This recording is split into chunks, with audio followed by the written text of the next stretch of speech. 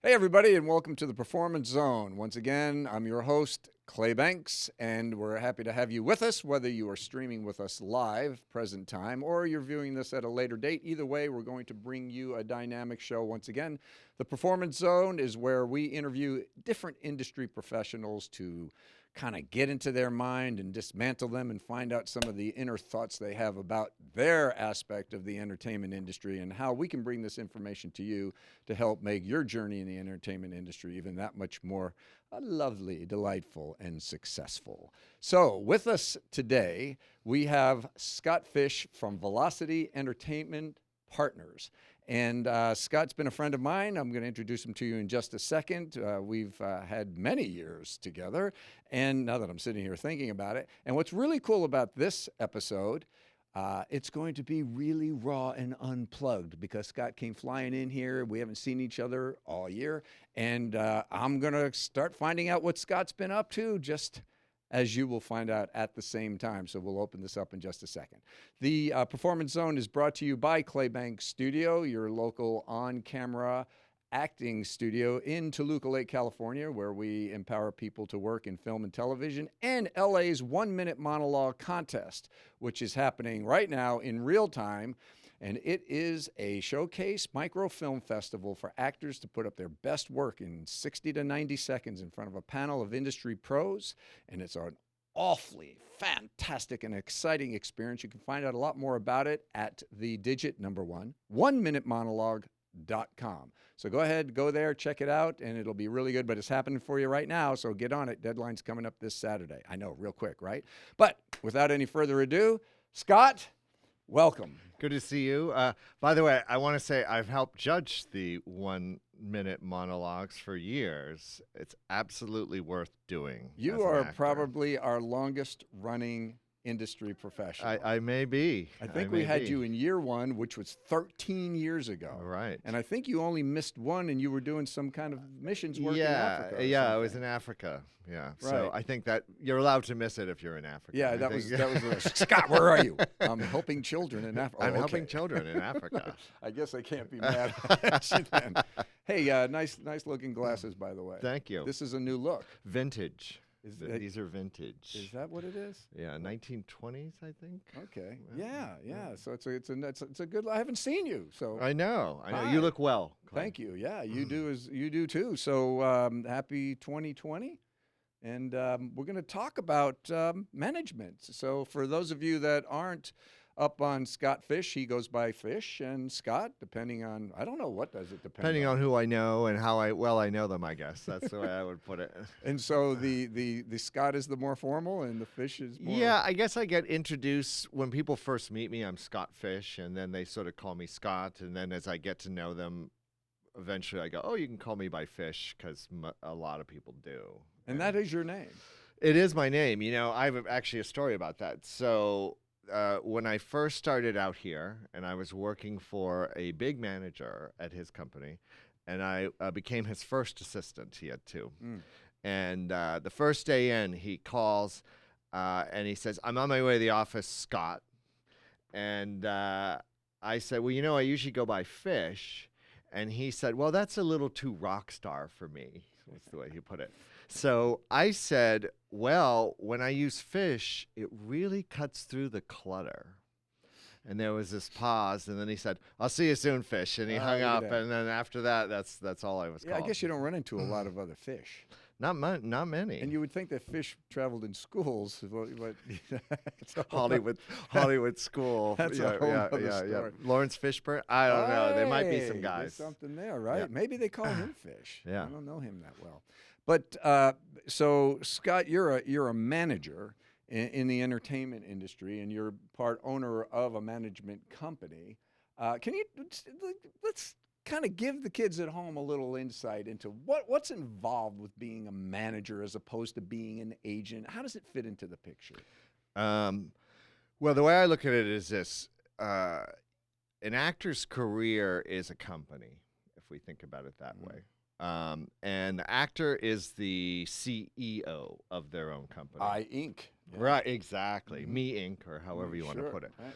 So the way I look at kind of my job is I'm sort of the COO of the company, where I help with planning, strategy, time management, which as an actor moves on in their career becomes much more crucial. Deciding strategy for them in terms of stuff to develop projects that they might want to pursue. It can be anything from reading the script as well, developing a script with Making them, choices on what to making and not to take. choices. Yeah, and it's being a soundboard too. Um, and we sort of have, as managers, we sort of have a helicopter view of what's going on. And I feel that an actor is sort of down in the jungle. They're hewing through the trees Yeah, and the, no the doubt. dirt, to get their Yeah. job. And we're sort of in the helicopter because we represent a lot of clients who are down in the jungle. And we also have relationships with other people in helicopters. So it tends to give us information. It tends to give us what's actually happening at any given time on certain projects, or what's happening with streamers and networks if they're looking for projects. So we tend to be that kind of help to them. The agent, I would almost call the sales force for iInc. So they're the sales team. Their job is literally to find you a job as an actor. That's what an agent does. And they get paid 10% for that. The lawyer is like the general counsel for iInc. They do all legal. And for that they get paid 5%. So we as the COO get paid 10%, and we're all sort of part of the team that runs iInc. How about in this structure? For an actor at the right level, would a publicist? Where would they come in? Publicist is like the publicity and any maybe a marketer, CMO, right? Chief Marketing Officer. Um, Oftentimes, the way we look at publicists is, and we do help clients find publicists. We have a lot of relationships with them, and we like publicists. The thing you want to know about a publicist is they're probably the only person that gets paid up front. The rest of us all work on spec, right? We're all working to get jobs. You guys pay us our percentage as an actor. You pay us our percentage when you book. Right. A publicist is paid straight up. So regardless of what's going on in terms of the money that's coming in, you're still paying them their monthly retainer. And I guess that also applies to their coach, because their coach is getting paid straight up front too. Coaches get paid straight up front too. And there you would have that. You would have that would be the kind of optimal actor support team, is what you're describing. Right? Yeah, it's running the company, as it were, of your career. Mm-hmm. And I think often, especially as a client gets bigger, and other things come into play, those things matter a great deal. Social media now obviously is huge, and so the publicist helps manage social media for a client, unless they're really into it. But they can help manage that process. And we also advise on that too. I have advised clients on social media. Basically, it's use it more. Me too, yeah. It's become that thing where it's imperative. There's two things here, and I want to come back to the use it more. Well, let me just jump into that because I'm thinking along the lines of what actors would want to ask you and would want to know about if they would have direct access to an industry manager such as yourself. And the question comes up a lot, and I think I know the answer, but when it comes down to casting, and you've got somebody who's a social media hotshot and somebody that just doesn't really mess with it too much, it does affect the booking opportunities. It matters. It matters. And it may come to that when it's the nitty-gritty part. I don't think it necessarily plays in the first part of a process of casting a role, but if a push came to shove situation happened and it's two people aligned, the guy with the social media, the girl with the social media is going to win out, because the studio is going to look at that and go, oh, More we can work eyeballs. with that. And I've been on phone calls with studio marketing departments, and it is like mobilizing an army when you release a picture. So that does matter to them. Yeah. Or a series, Yeah. same thing. It's just more eyeballs. When it first started happening, it was like, no, no, who wants this to be a factor in hiring talent, you know? But it has played its part. It's now real. It's very real. And everyone expects you to do your part in promoting. So if you have an inactive account or something that's rather dormant, dormant meaning, oh, I post something whenever I think about it versus I'm actively, it can have an effect on how people will look at you in terms of promoting the movie or the series, their project. They really need to know that you're going to be active and a participant in that too. Right. That, in the old days, remember it was, oh, you do the press junket, you get in front of 100, reporters or whatever. But nowadays, it also includes the digital promotion. Yeah. Let's talk about the aspect of a manager that works for a client or the client working for the manager. Who works for who? I have my answer, but I would like to get yours. Technically, I guess we work as a manager. We work for the client. Like I said, the client's the CEO. Ultimately, they have to make their own decision on what projects they want to be a part of or not. I've never been one who said, I remember having a conversation with an agent once who said, well, tell your client what to do. This is about a certain job. Well, tell your client to take it. I said, I don't tell anybody anything. I advise people. I suggest, or I get the research and we figure it out together. And we come up with, hopefully, a calculated response versus telling a client what to do. And I've had clients who literally said to me once, this is usually when they're young and early in their careers, well, you do it. You tell them, whatever you want. And I go, well, it's not how we play it. It has to be active, that you're active in your own career. And hopefully there's a balance, I think, as an actor. So you want to be able to trust the people who are on your team. And you need to trust them. Otherwise, what's the point of having them in your life, career life or any life? But so if you don't, well, then fine. Then find something else. But if you're going to be the other side of the actor who's so concentrated on the business side all the time, and you're just fixated on reading Hollywood Reporter all the time versus, oh, maybe I should go to class, and I should be working on my craft versus trying to figure out what all the business minutiae is. That's why you have agents and managers. We help you figure that part out. Does it work sort of along the lines when an actor is obviously coming about and you see them, which will be another thing I'd like to jump into, but and they want to get into an agency, a management company, they're very much hungry, and you've got the power to whether you're saying yes or no. Then you guys get into a relationship, and then isn't there a shift of power once that actor starts to book? Yeah, I mean, you can look at it that way. I mean, I think it just depends on the actor and the client. I mean, the client and the manager. If it's a true team approach, in an ideal world. In an ideal world, Yeah.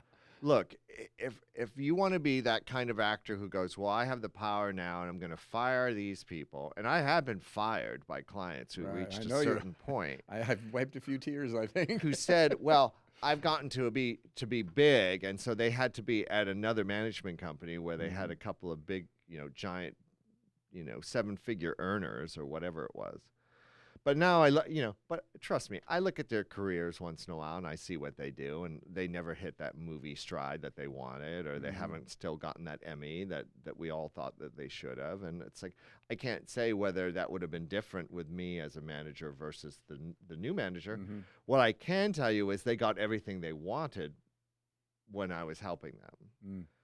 Now, and this is a mistake I think a lot of actors make, is that they think bigger is always better. There are actors who think that way. They wind up at a giant management company with 25 managers, or uh, uh, I've seen this happen where someone dumped a very good mid-size agency that was getting them out when a giant agency came sniffing along, and then they sat on the tree for a year at the big agency, Mm-hmm. wondering, now what? Now they had to find their way back down instead of finding their way up. Mm-hmm. And I think as a manager, we can, I know with our company, we've had experience with sort of every level of client, we have clients on Broadway, like every strata of the creative world. We have clients in London and Canada and Texas and, South Africa. It's like we have clients all over the world. So for us, we don't think that way. It's like we're a boutique size, but we think big, and we're going to make that stuff happen for people. I think if you think, well, I'm just going to wind up going to a big company and all those resources will be for me. Well, do you know how that company works? Do they all sit down together and talk about you? Or are they worried about giant movie star and getting that person a job? Because that's probably what most of the time is going on in their casting meetings versus a company like ours. Mm-hmm. I pretty much know all the clients in our company, all my partners' clients, the other managers. I'm aware of these people. Maybe I haven't met them. Maybe I don't pitch them. Maybe I'm not active in, their strategy, but I know who they are.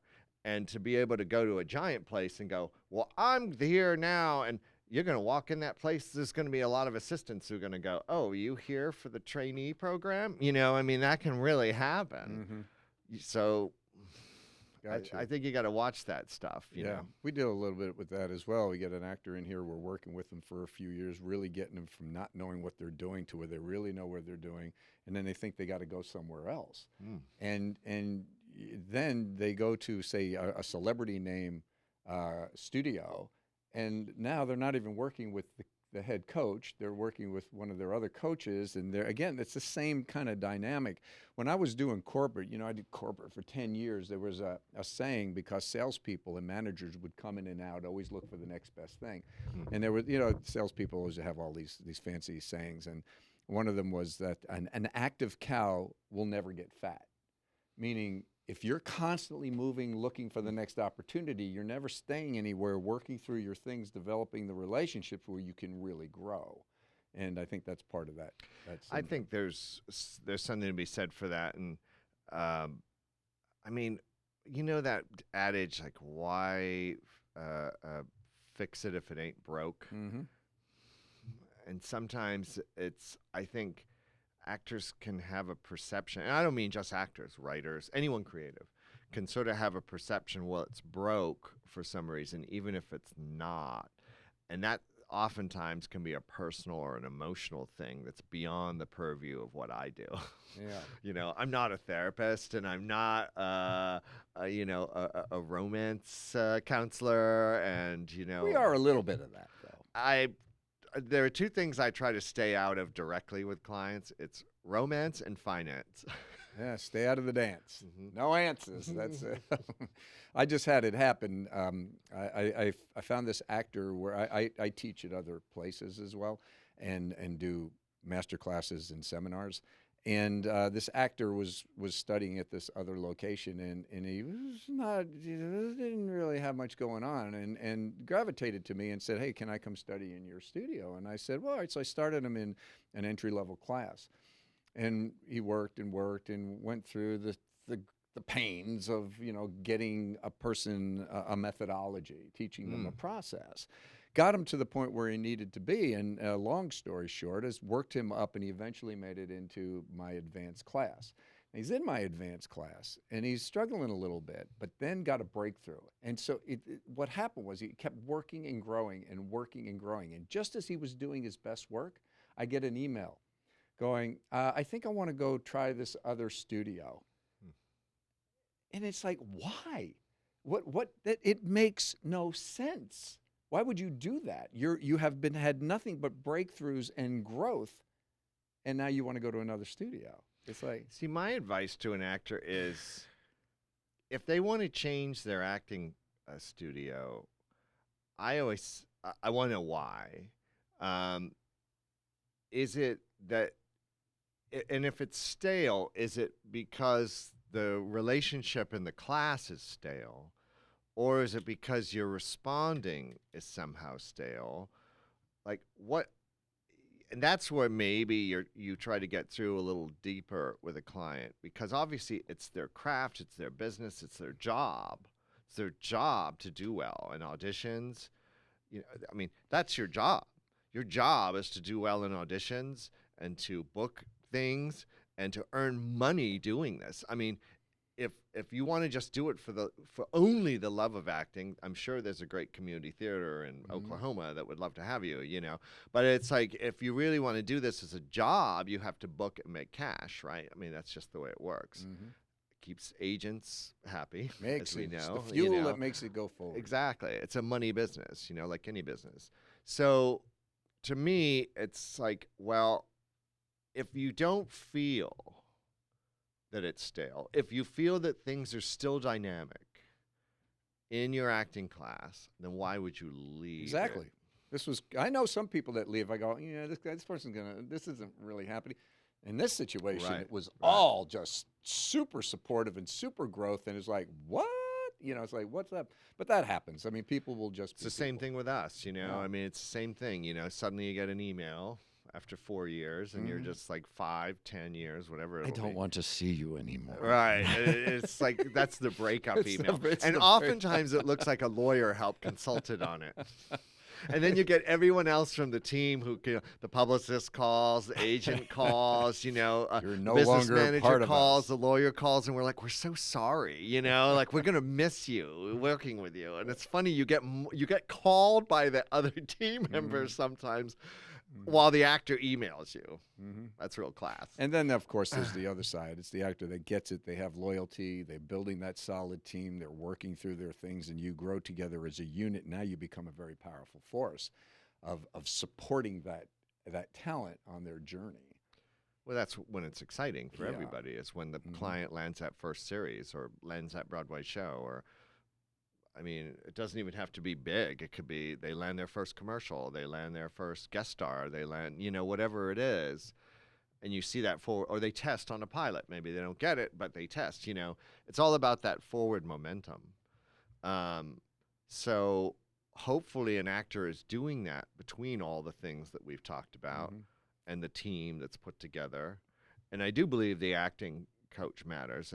And there are actors who jump from acting coach to acting coach. And I've had a client who did that once, and he said, yeah, I'm thinking about a new acting coach. And I said, well, how long were you in the last one? And he's like, well, about 3 months. I'm like, 3 months? Right. You already jumped from somewhere before. And that's where I kind of put my therapy hat on a little, and I said, is this about acting, or is this about something else? Right.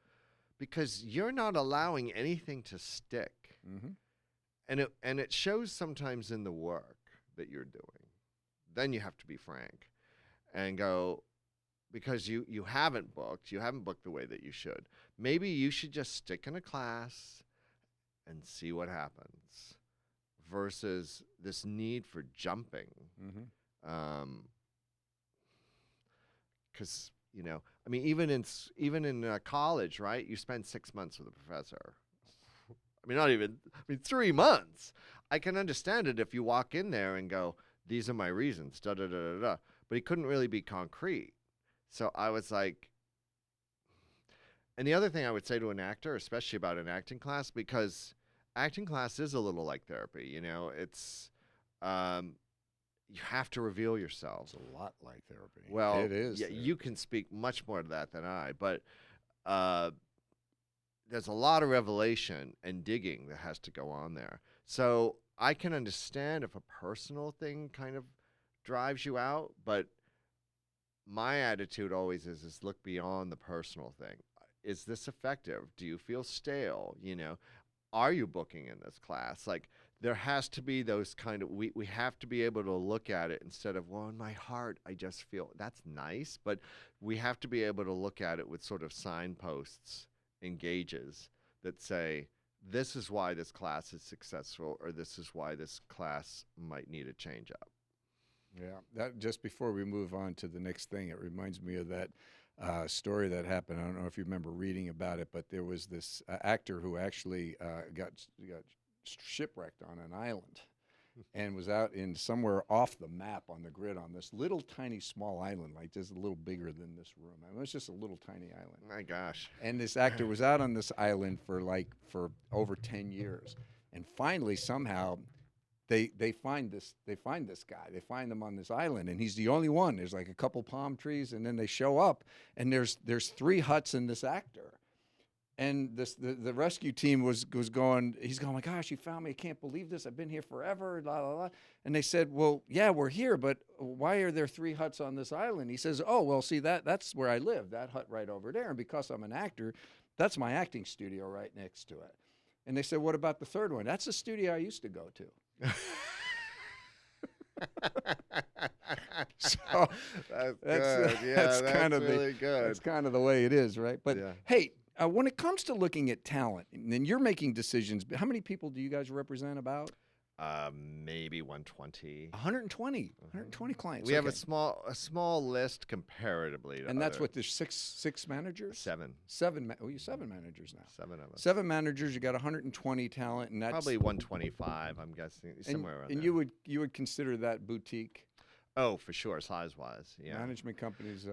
There are management companies now with 25 or 30 managers. Right. And they're basically, a lot of them act as large-scale agencies. Some of them are powerhouses in producing. Who would be like the CAA of management companies? 3 Arts, Management 360, Industry Entertainment, where I first started, is now that big. But I would say like those kind of places are. Untitled is a big company. And they're representing like what kind of numbers in there? Oh gosh, hundreds and hundreds and hundreds Really? of clients. I mean, hundreds. Gotcha. That's why I'm saying, like, we actually saw this kid in a showcase, young black actor, very good, and we wanted to meet him, and he had no representation out here, just an Atlanta agent, basically a regional agent. And we saw him in the showcase, and we started doing our pitch, and he wound up at 3 Arts, and we were like, this is with a big manager, a former CAA agent, who went over there to management. That's what agents do now. Like, they decide that they don't want to deal with the grind of all the client lists, and they become managers, but then they still act like agents, even though they're managers. But he signed this kid basically because he and the agent knew each other. And we were talking about him the other day, and we looked up his IMDb page, and there's not 1 credit in a year. And we're like, well, either he's not going out or he's not booking.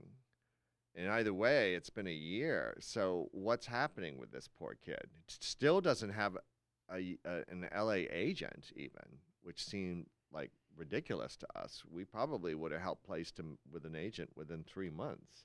Young, good-looking black kid who can act. So we're just like, we just shrug. Great, he's at 3 Arts. I learned this lesson once, and I'll tell you how. I was still an assistant, and I went to this party up in the hills. It was some music A&R guy. I was a +1, so I had no idea who this person was. Anyway, it's one of those parties where, a parade of kind of like young, hot women in heels and, that kind of Hollywood Hills. it's a party. music party, right? Yeah, right. So, anyway, this girl comes up to me and we're talking, and she's attractive and clearly early 20s, and she's like, "Oh, I'm an eventually it comes out she's an actress, and I go, well, how's that going?" She said, "Well, 3 months ago I signed with William Morris." This was before WME. She said, I signed with William Morris. I'm like, well, that's exciting. How many auditions have you had so far? And she's like, well, none yet. But I'm with William Morris. But I'm with William Morris, Yeah. exactly. So she gets to go around to parties Right. and tell perfect strangers like myself that, oh, I'm at William Morris. Ooh. Yeah. There's the lifestyle in the game. Yeah. So having the agency, the company that you have, you only can handle so many people, and you're approached by talent. Sure. Talent submitting. They want We get management. emails. The whole thing. What is it that warrants somebody that gets your attention and who actually makes the roster? Well, some parts are shifting. Like, what's the current demographic people are looking for? You know, ethnicity, age. I can tell you if you're young, that always gives you and I mean young, you know, like 18 to 21, for example. I teens, was early 20s. talking to an agent, my client who just signed actually at this agency on the way while I was coming over here, just out of school and Latin. So that's what they're looking for. So what is an agency looking for? What are we looking for? Right now, ethnic is big. You know, I mean, just speaking frankly, and I have Asian clients, but everything sort of changed with Crazy Rich, the movie. Suddenly became kind of an Asian wave, you know, and suddenly people wanted to sign. It was an Indian wave, Yeah, there was. Asian Asian wave. Hispanic wave, black wave. Now it's like there's, transgender roles that you see in the breakdowns. So, I mean, I don't know. I guess I think we have a transgender. Actually, we do have it. He's young. He's sort of pre-op, I guess. But he's transgender client. So we don't shy away from that if that's kind of how the marketplace is. We all, again, have to deal with the marketplace. So there's that. I've talked to agents before who told me we're not signing any white clients right now because the marketplace didn't call for it. They either had enough on their roster or they just felt that there wasn't a marketplace for it. And I'm just being honest, that's what happened. And it's interesting because at the time of airing, the news feeds right now are talking about the Oscars being unfair once again because of all the white people. Yeah, I know. Well, that's the funny thing is that this is why I don't even deal with these award shows. The only thing that matters about the award shows to me is because you can read a list about who won. There's very few exciting moments. And those are going to be on YouTube anyway, right? The Golden Globes, I didn't even watch them. People were like, did you watch the Golden Globes? I think there was a football game opposite, right? A playoff game, wild card game. Probably. I'd much rather watch the wild card game, frankly. Well, it's what's happening this Sunday as well. You got the SAG Awards that are going to air during the playoff champions. I'm going to watch the championship. Yeah, me too. Yeah, you know what I mean? I don't even have a team in the fight this year. But to me, that's a lot more interesting television than watching another canned award show when I can just read about who won what Monday morning, and people will talk about it either at the office, about any of the highlights, or eventually I'll see it in some of my press feeds that I get. So the only interesting thing about the award shows is the parties afterwards, you know, if you get invited to one. But I think going back to the all-white thing, it's like oftentimes the members of the Academy are older. They just kind of, I don't want to say that they're racist. That's not what this is about. It's more about their perception of how things are. Like, they tend to be, the voters tend to be older. They tend to go also for certain styles of movies, too. I mean, that's why everyone was kind of shocked that Black Panther was nominated for Best Picture. It had nothing to do with a predominantly black cast. Had everything to do with it being a Marvel picture. And that everyone felt that there were some very decent Marvel ones that had come out and had never been nominated. And everyone was like, maybe we should start looking at these movies, these action movies, these giant thrillers, and sort of FX-generated pictures as actual art that deserves to be nominated for these things. So I think that's how that works. But, you know, it's the same thing with women, you know, and the Golden Globes froze out a lot of women directors. And yeah, I don't know what to tell you. Yeah. It's Yeah. That's a whole rabbit yeah. trail. But going back, when it comes to an actor, say wanting to sign with you guys, I mean, you're looking at talent level. You have to be looking at talent level. I know there's so many factors to look at, and I find an awful lot of times talent level gets lost in the shuffle, and it's like, wait a second, can the kid act? Can the person act? How are you looking at that? We like people who can act. That's a good idea. It's what kind of we like. Our company is known when we call. By the way, managers do the same thing as agents. We are always looking out for jobs too. It's like we do what agents do, and then we do what managers do. That's what managers do now. The bigger you go, or the more efficient the agency is, you don't really have to do as much of that work of the You mean agenting. looking for work for a talent? Technically, legally, a manager is it's illegal for a For you guys manager to- to find a paying job. We had Uh, that conversation. Right. Mhm. So, but we all do it. Everybody does it. It's all known that we do it, and we all get paid for it. But so we're also out there in the field kind of finding out what people are casting and what they're looking for. We see the breakdowns. We know what shows are coming up. We hear if a network says, well, we're looking for this kind of show, that's younger oriented, or they're bringing back right now they're bringing back Gossip Girl, for example, on HBO Max. So it's like, well, what kind of show is it? Much more diverse, we're told. Because if you watch the original Gossip Girl, it was very white, right? So now it's all diverse. So, but we also know that we have to find young actors for a series like that. They're all teenagers. To find actors who are 18 and have real maturity to carry off not just the emotional needs of a character, but also be able to act professionally, get it down in a couple of takes, being able to pull it off in an audition room, those kind of things can be quite rare. We get excited when we find people like that. So we have a lot of clients who come out of the schools, USC, my partner, that's his sort of thing. We pull clients out of Texas, young clients, who are at sort of feeder agencies we work with, also in Atlanta and Vancouver. So we find like younger clients there who've already proven that they've booked a couple of guest stars or booked a recurring co-star. Mhm. Like they've shown that they can do the work. Mhm. So for us, that's kind of important.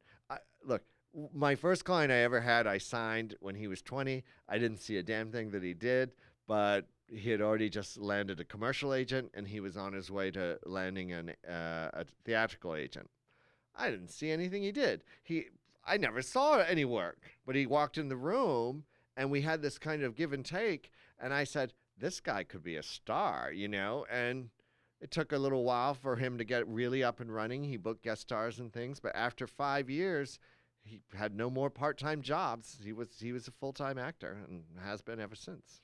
Right. Okay, cool. We're going to have to start landing this bird. You have to have a diverse clientele because we're telling stories, and you've got older people, you got middle-aged people, you got character people. So you certainly, I mean, yes, there's going to be a more of a predominant flood of a certain group that's in at the time. But you must carry the roster across the board and be and you're looking for like the key regular guy or the key CEO, that type of thing. Yeah, I mean, like one of our sort of one of the things that we probably have less of, and we know, is clients that are really over 45. So most of our clients are under 45. I would say the bulk of our clients are under 45.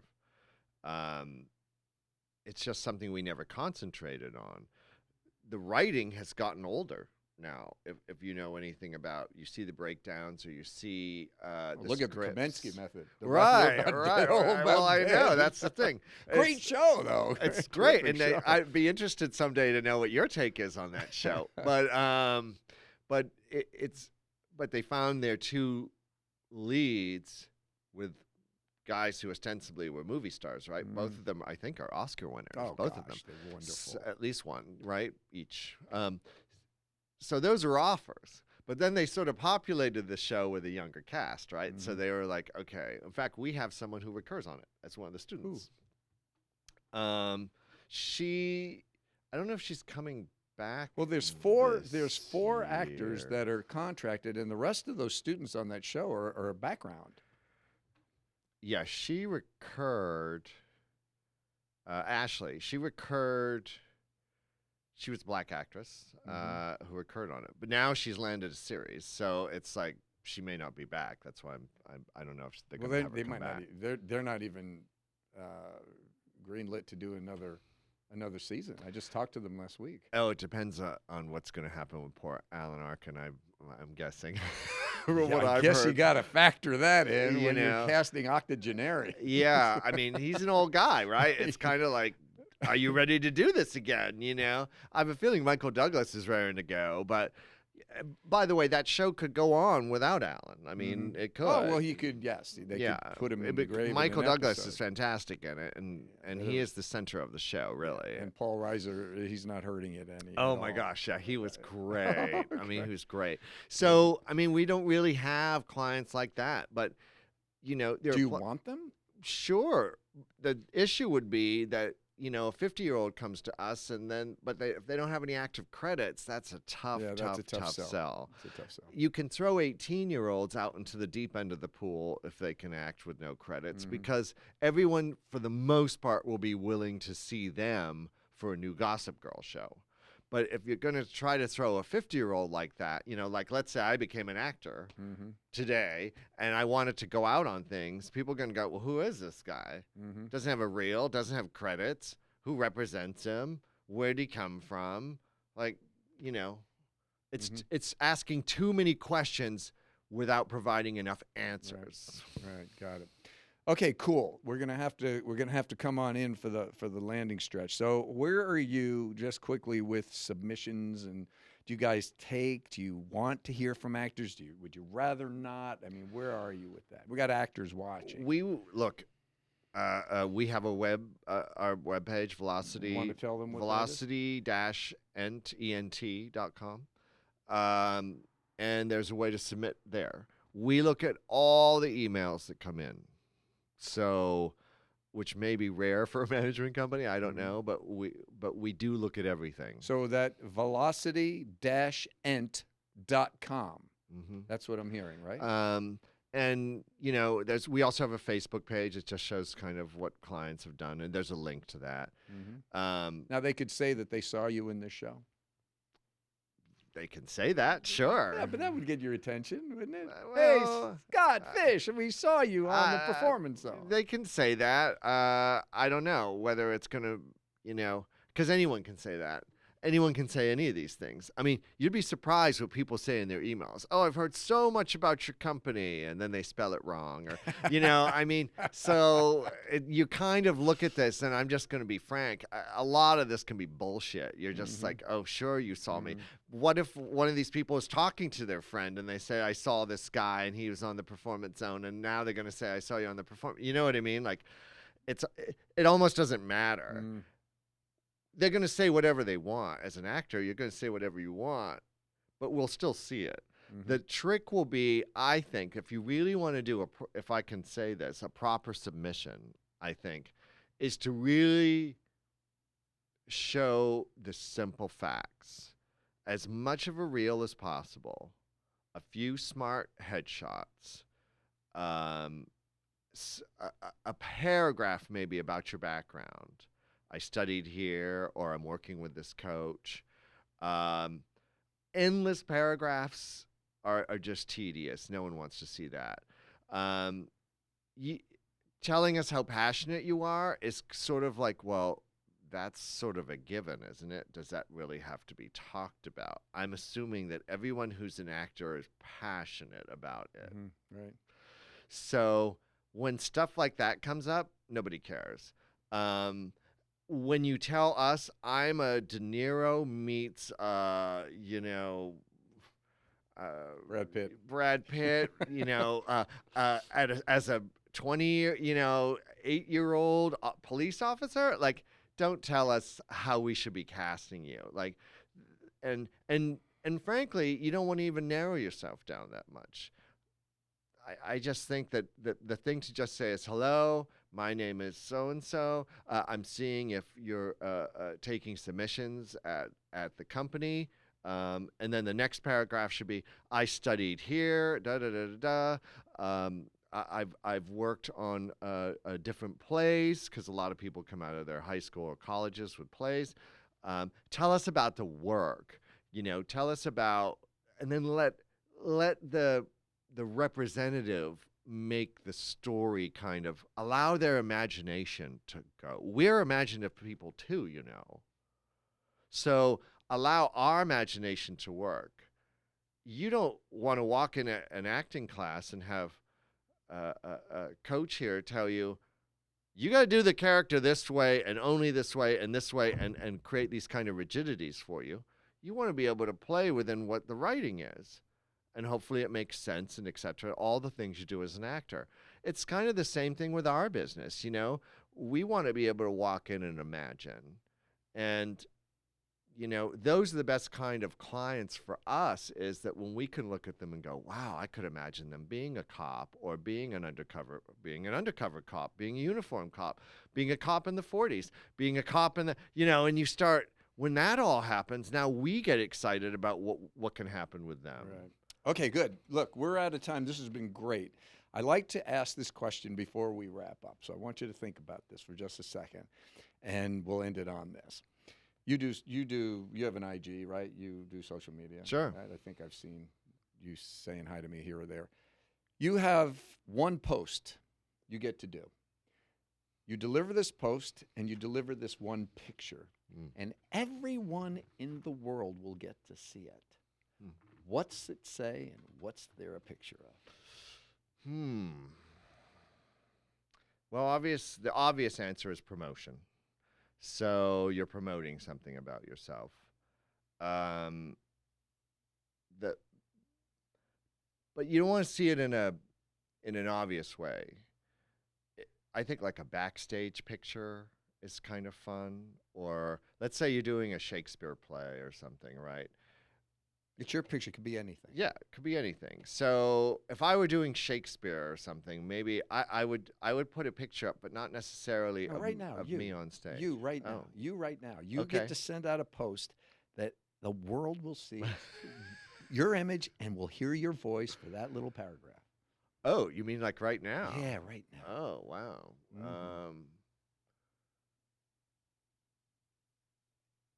Make sure you enjoy this. Simple. That's what you I looked would a little say. like Gandhi when you said that. With the little backlight, you got the glow going on. What's the? That's what I would say.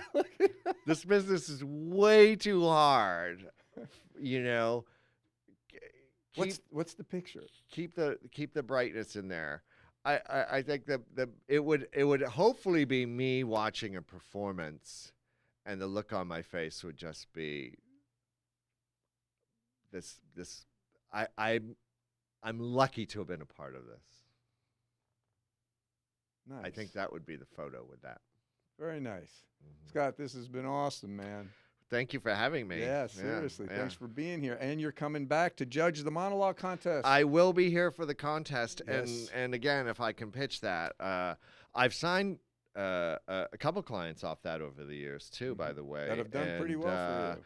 And we do have, I can tell you, there are the other professionals that come, are very viable people who can introduce you to either acting work, or at least they're going to be people who can give you some solid knowledge about how you're doing your craft.